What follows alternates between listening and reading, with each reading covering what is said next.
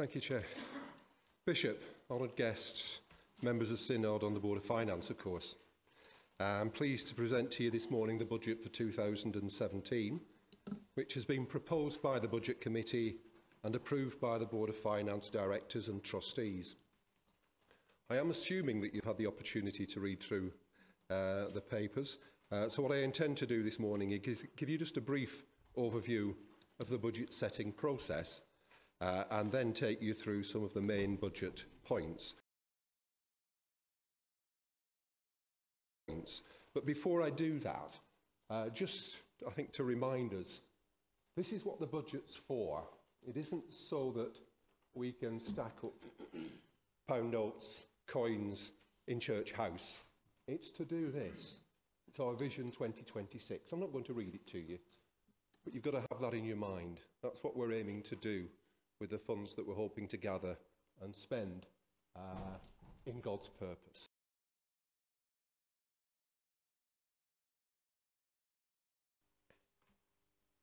Onto the process then. This year was quite different from previous years in that we involved some of the Bishop's team, the Bishop and the team, including of course the budget holders from quite early in the process.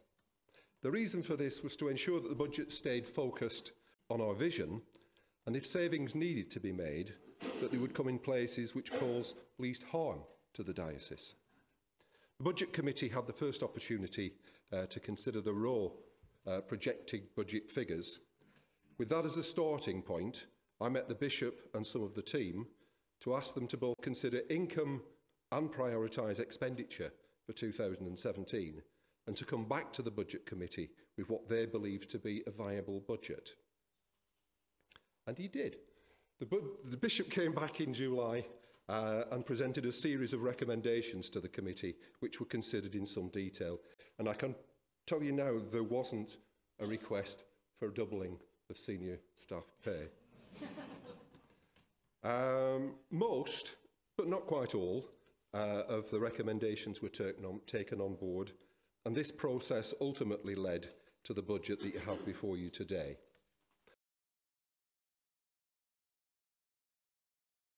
The draft budget was then scrutinised by the Finance Committee in some detail and then approved by the directors at their last meeting. Before I move on at this point, I would like just to place on record my thanks to Ruth, Mila and the finance team for the work they do in this, and I know there are many iterations of this budget as it's tested out. Also, the Budget Committee themselves, the Bishop's team and the budget holders. I'd like to thank them all for the part they've played in bringing us to the position we're at today.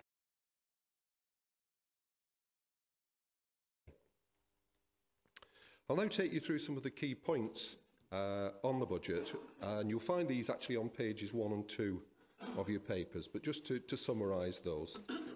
Firstly, stipends and salaries will increase by 1.5% in April.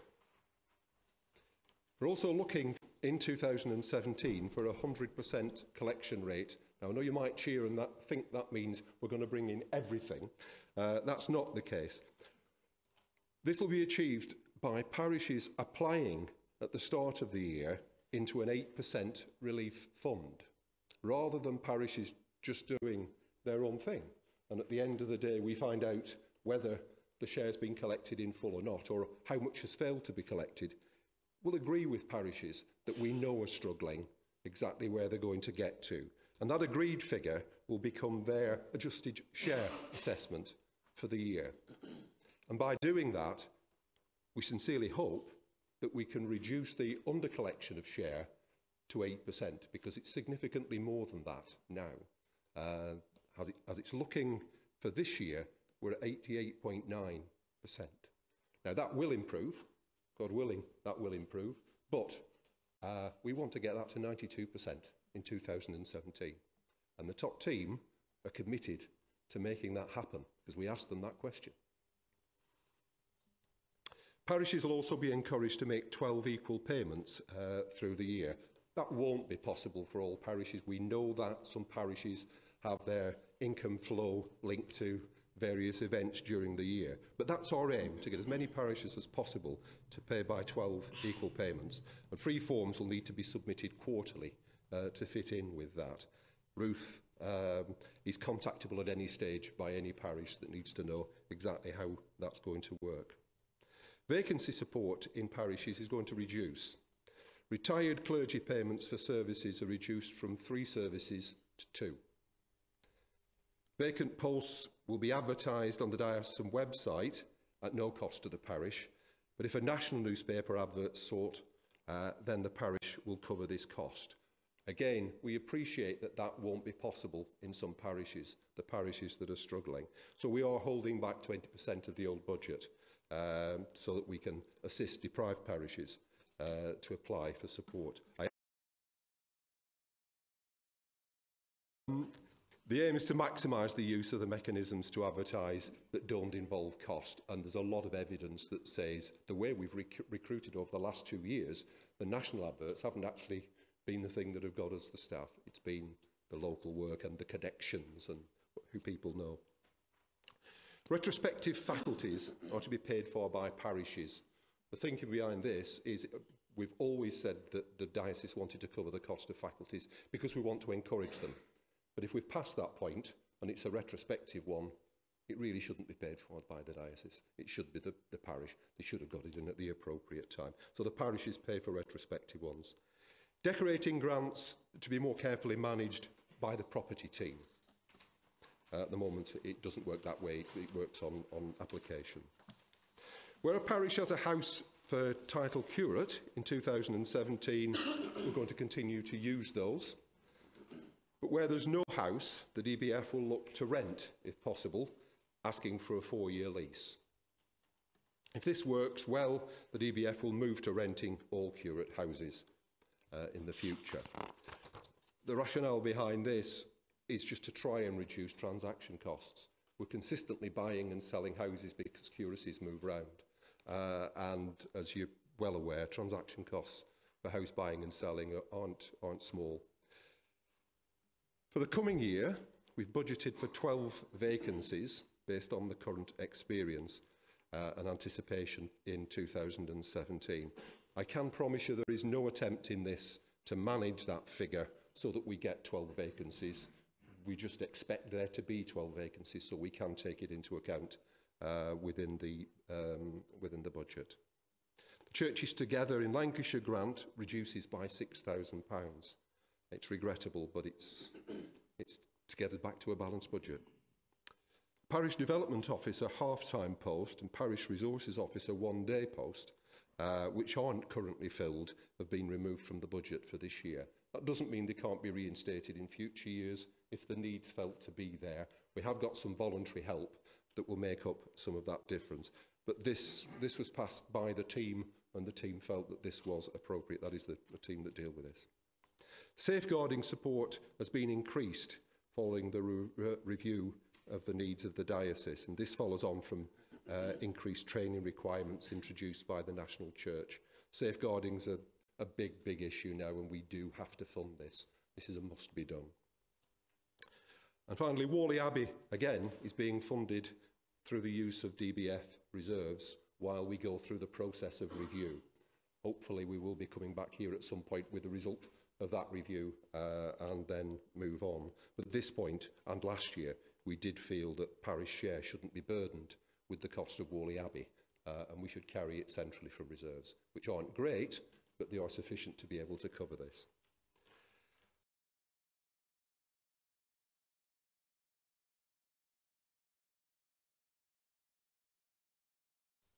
Now, this budget's the first of a series, a new type of budget, which should enable financial restructuring over time. And I'm pleased to say that we do intend to start work shortly on the preparation of a longer-term financial strategy that shows us advanced budgets, so we can start to plan more and get our budgets to fit in more with the diocesan strategy as we move forward. If we move on then to the graphical overview of the budget, shown in your papers for 2017, you'll see the key areas of income and expenditure on there. Once again, we see that parish share doesn't quite cover the cost of parochial staffing and related costs. So the share that we bring in doesn't quite cover that. And when people put their money on the plate, that's what they're paying for effectively, is their clergy and the costs relating to their clergy. We get income from other areas and other things, and they're covering more the central costs for us, or equivalent of. Pleased to say that excluding Whalley Abbey, because we have covered that through reserves, we have a balanced budget. And this is the first time we've had a balanced budget for 2 or 3 years, because we have been heavily using reserves in the last 2 or 3 years. One other thing just to note on this graph is the significant increase in the National Church income, and it's shown in yellow at the end of the top section there. So there's another £260,000 coming in this coming year from National Church with the changes that have taken place there, although they don't come without strings, as you would imagine. If you look at the bottom box on the summary of budget sheets, separate sheets that you've got there, the tables, page 2, it's got at the bottom of it. If you compare 2016 with 2017, which are the bottom line figures, you'll see there that the proposed budget represents a 0% increase in parish share. So that's the recommendation that's before you today, a 0% increase in parish share. Unfortunately, that doesn't mean that there will be no increase in share requested across all parishes. Now, I have mentioned this on several years before, but today I thought it might be useful just to give you a few figures to show what it means. The reason for that is that regular weekly attendance, RWA, the rolling average, which we use, a 3-year rolling average, for use in 2017 share collection has dropped by 2.4%. So the 3-year rolling average, 14, 15, 16, has dropped by 2.4%. And as part of the shares calculated based on the RWA, this means that parishes where attendance has not fallen to that degree, or it hasn't gone that far down, will end up paying more, some slightly more than that. And the easiest way to explain it is just with a couple of slides. So Ruth kindly just put together some slides for me so that I could do that. So the impact of changes on regular weekly attendance. Net costs for RWA across the diocese, 3.77 million. For 2017, the RWA rolling average, 16,894 people. Cost per RWA is 223.31. It's one divided into the other. The cost for 50, just to give you a number, is 11,165. But in 2016, the RWA rolling average was 17,311, which is more, obviously, than the 16,800 we had we're taking forward into 2017. The cost per RWA is £217.93, and the cost for 50 is £10,896. So you have an increase there of £269 due purely to that change in RWA. Is that clear? So RWA has an impact because part of the share is based on RWA. And if your RWA hasn't fallen by 2.4% in your parish, the probability is you'll pay more because we've got less per.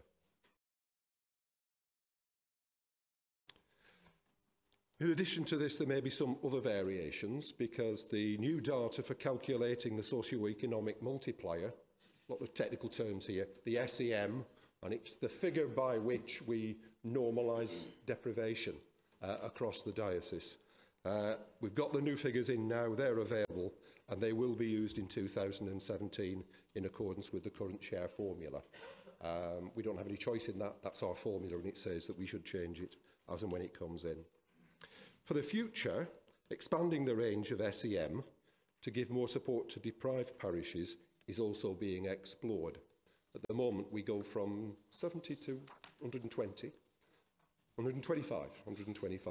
The intention is to examine what it would be like if we reduce the 70 down further, so that deprived parishes had that deprivation taken into account more. Clearly, that doesn't change unless we bring it back to Synod, so it would come back here if there was a recommendation on that. I'm just flagging up that the work's going to be done to see whether it would be advantageous.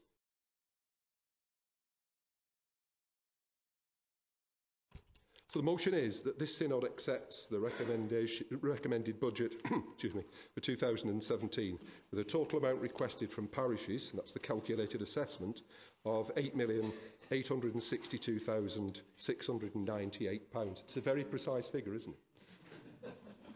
So could we have a show of hands that all in favour of that motion?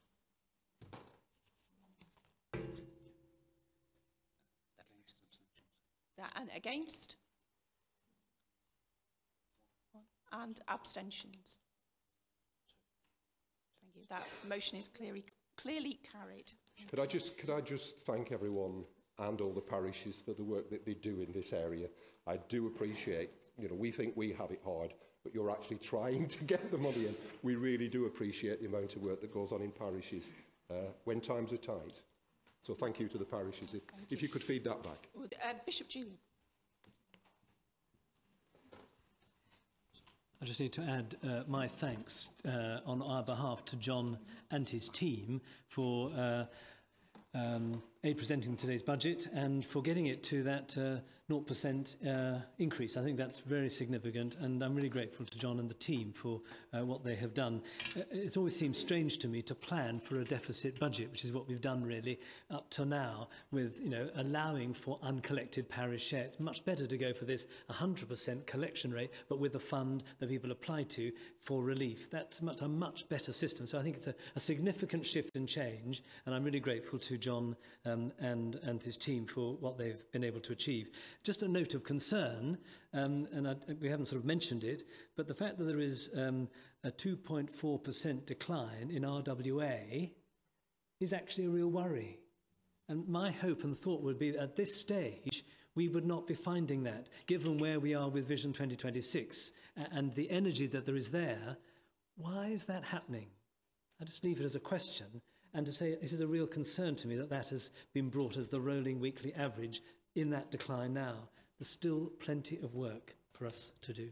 Thank you.